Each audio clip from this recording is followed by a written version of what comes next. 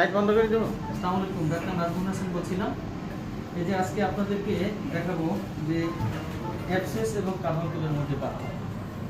Normally একটা abscess বলতে আমরা বুঝি যে কোনো লোকালাইজ একটা পাস, সেটা শরীরের যে কোনো জায়গায় হতে পারে, সেটা চামড়ার নিচে হতে পারে, শরীরের ভিতরে কোনো অর্গানেও হতে পারে, অর্থাৎ লোকালাইজ কালেকশন অফ পাস, সেটাকে আমরা অ্যাবসেস বলি।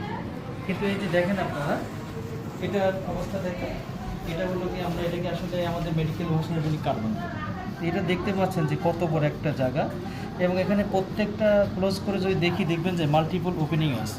তো এই ক্ষেত্রে হয় যে আমাদের যে হেয়ার ফলিকলগুলো থাকে সেটাতে ইনফেকশন হয়, সেখান থেকে বয়েল হয়, ফারাঙ্কেল হয়, এবং এগুলো সব ইন্টারকানেক্টেড, এবং প্রত্যেকটার ভিতর থেকে চাপ দিলে দেখবেন এই যে পাস বেরোচ্ছে। দেখেন প্রত্যেকটা এই পাশটা দেখি এই যে পাস বেরোচ্ছে।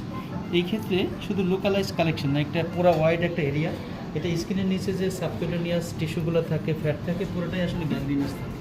তো এই ক্ষেত্রে শুধু ইনসিশন ড্রেনেজ করলেই হয় না, অনেক ক্ষেত্রে আমরা পাই পেরিফেরি থেকে প্রায়ই আসে যে এটাকে ভুল করে ইনসিশন ড্রেনেজ করে পাঠায় দেয়। দেখা যায় যে এটাকে কমপ্লিটলি ডিপার্টমেন্ট করা হয় না, সেক্ষেত্রে দেখা যায় রুগীদের আসলে আবার অপারেশন লাগছে। তবে মাথায় রাখতে হবে যে অ্যাবসেস এবং কার্বনকুলের ট্রিটমেন্ট কিন্তু আলাদা। অ্যাবসেসে যেমন শুধু ইনফেকশন ড্রেনেজ করে দিলেই হয়, কার্বনকুলে কিন্তু শুধু ইনফেকশন ড্রেনেজ করে পাস বের করলে হয় না, সেক্ষেত্রে আপনাকে ডেড টিস্যুগুলো রিমুভ করে ডিপার্টমেন্ট করতে হবে। তাহলে আপনারা সংক্ষেপে দেখে নিলেন যে আসলে অ্যাবসেস এবং কার্বনকুল কি। ভালো থাকবেন সবাই, আসসালামু আলাইকুম।